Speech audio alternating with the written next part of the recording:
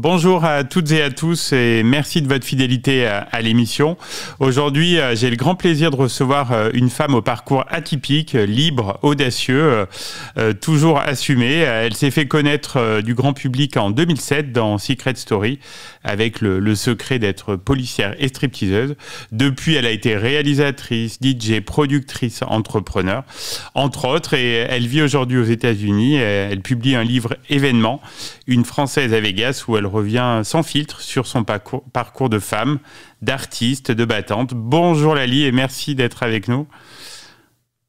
Bonjour Stéphane, bonjour à tous.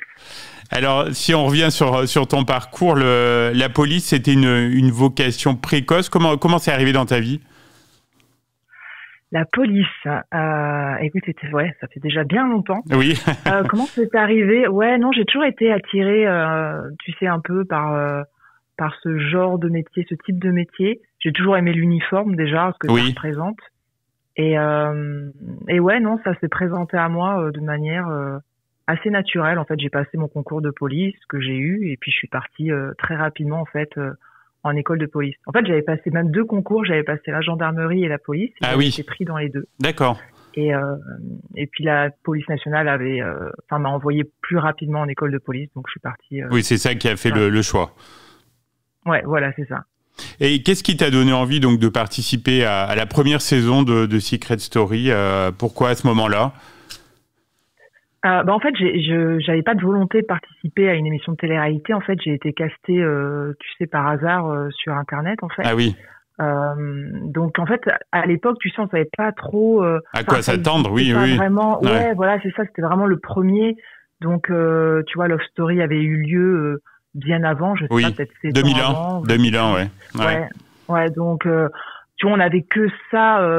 On n'avait pas vraiment de support par rapport à ce qu'était la télé-réalité. Donc, je savais pas trop où j'allais, mais bon, je me suis dit ça va être sympa. Ça, tu sais, j'ai un peu pris ça. Oui, au jour le jour, quoi. Vacances, quoi. Ouais, voilà. Ouais, mais pas tu sais comme des vacances, en se disant bon, ben voilà, ça va être sympa. Ça va être sympa. On verra bien. Et avec le recul, alors comment ça s'est passé ? Je crois que tu as dit que c'était un peu scénarisé, quand même, non ? Un peu.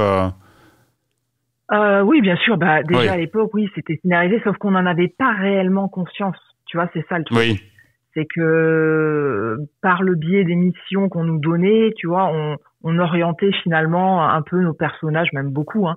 Mais ça, on savait pas, on n'avait pas conscience, on n'avait pas de recul en fait par rapport à ce type d'émission. C'était le premier, donc on savait pas. Aujourd'hui, bien sûr, tu vois, c'est devenu un métier la télé-réalité. Complètement. Les gens savent exactement ce qu'on attend d'eux, ce qu'ils doivent faire, ce qu'ils doivent dire, pas dire. Enfin, donc je pense que c'était plus naturel, on va dire. À mon époque, j'adore ça, à mon époque. Excellent. Ta sortie a été très médiatisée et je crois que tu as eu un peu de mal à vivre ce tourbillon. Enfin, la notoriété aussi forte, c'est pas ton truc. Non, c'est pas fait pour moi la notoriété. Tu vois, je suis plutôt une fille assez discrète en fait dans ma vraie vie, tu vois. Et c'est pas quelque chose qui m'attire forcément. Et c'est vrai que je pense que j'étais pas préparée à ça. Personne ne l'était, hein. Mais c'est vrai que c'est quelque chose d'assez violent en fait d'être connu soudainement pour pas grand chose en fait, tu vois. Bien sûr. Donc peut-être un manque de légitimité aussi face à une notoriété aussi en fait à ce moment-là. Oui. Et à la sortie de l'émission, donc tu as vite fait parler de toi pour tes choix de carrière. Est-ce que tu peux nous expliquer cette transition vers l'univers du divertissement pour adultes ? Écoute, assez naturellement en fait mon ami en fait à cette époque-là, qui est mon mari aujourd'hui, était déjà dans cette industrie-là et puis voilà, c'était un désir aussi de comprendre, tu vois, cette industrie en fait.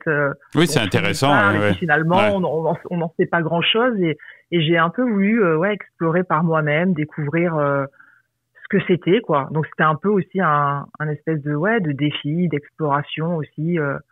Voilà, donc je me pose pas trop de questions en fait. Tu sais, quand j'ai envie de faire un truc. Oui, mais c'est bien de suivre. Je fais vraiment les choses pour moi en fait. Tu vois, je fais pas ça pour les autres ou pour le regard non, bien des sûr. autres. En fait, je fais ça avant tout pour moi-même. Donc j'ai pas de problème après avec ce que ça peut renvoyer.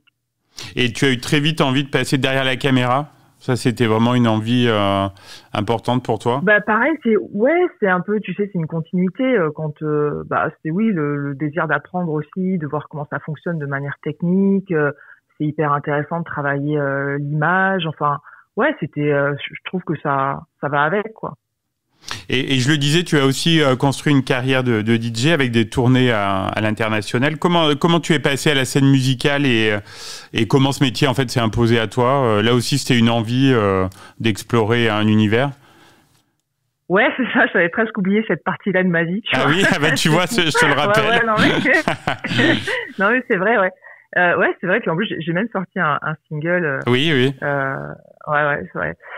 Écoute, non. Comment ça s'est imposé à moi? J'ai été danseuse, donc forcément la musique c'est un truc qui me parle. Donc pareil, c'est un peu ce même truc. C'est un peu derrière, quoi. Plutôt que de danser, passer la musique.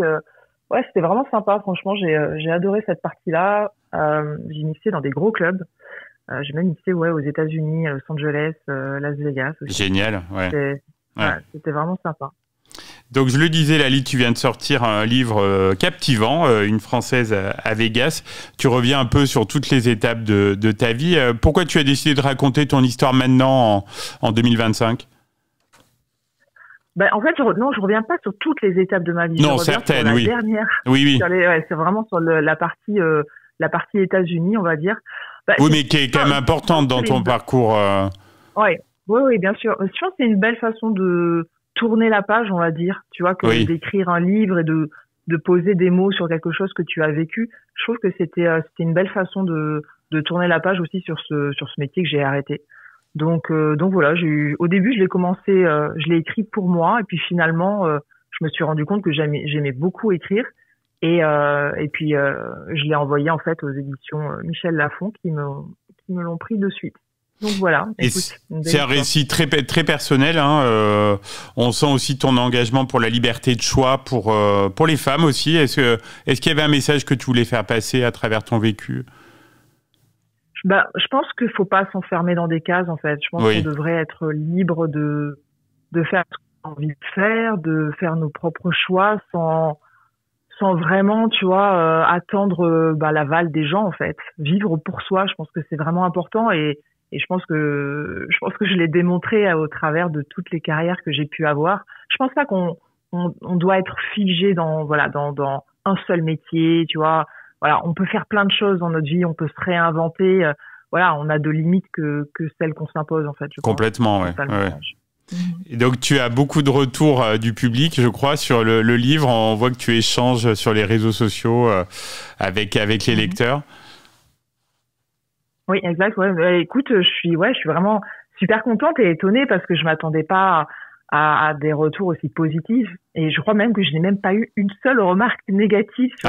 Comme quoi, ça peut arriver. Non, franchement, je suis assez, je suis étonnée, puis je suis contente, je suis heureuse en fait. Je trouve que c'est top d'avoir des retours comme ça. Et puis ça montre aussi une autre image finalement, tu vois, que les gens pourraient avoir parce que les gens peuvent s'arrêter les gens peuvent s'arrêter sur la carrière qu'ils ont envie de choisir, tu vois. Ils peuvent s'arrêter sur la télé-réalité, ils peuvent s'arrêter sur mon parcours dans le X. Oui, bien sûr. Donc c'est bien de montrer qu'en fait on peut être plein de choses à la fois. Complètement. On peut aussi pas parce qu'on fait ce genre de métier qu'on est forcément pas intelligent, tu vois. Donc voilà, c'est une belle revanche aussi, entre guillemets, quoi. Dernière question, Lali, à quoi ressemble ta vie aujourd'hui aux États-Unis? Je crois que tu es thérapeute, j'en suis même sûr, avec des spécialités et puis des consultations en ligne possibles? Ouais, c'est ça. Aujourd'hui, je suis donc thérapeute, je suis spécialisée en analyse transactionnelle et en TCC. Et oui, j'ai un site où les gens peuvent prendre rendez-vous, donc les Français aussi, puisque je fais des consultations en ligne. Ah, c'est bien, ouais. Ouais, pour les Français. Donc ouais, écoute, vie plutôt calme. Voilà, j'adore mon métier, j'adore mes patients. Voilà, c'est encore une nouvelle chose que j'expérimente et j'y trouve plutôt mon compte, on dira. C'est quoi le mieux pour te suivre? C'est aller sur Instagram, je crois? Ouais, Instagram. Moi, je suis pas très réseaux sociaux, tu vois, j'ai pas Snapchat, TikTok et tous ces trucs-là. Je suis trop vieille, je pense. Mais non, ouais, c'est Instagram. Moi, je suis très active sur Instagram.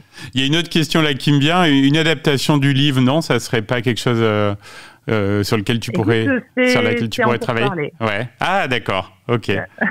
Bon, tu viendras nous en reparler alors. Eh ben, merci beaucoup, Lali, pour ta sincérité, ton énergie et puis ce moment de vérité. Donc, ton livre, Une Française à Vegas, est disponible partout. Hein. Donc, on te souhaite beaucoup de succès avec cet ouvrage. Et puis, continue de tracer ta route avec la même audace. Merci beaucoup.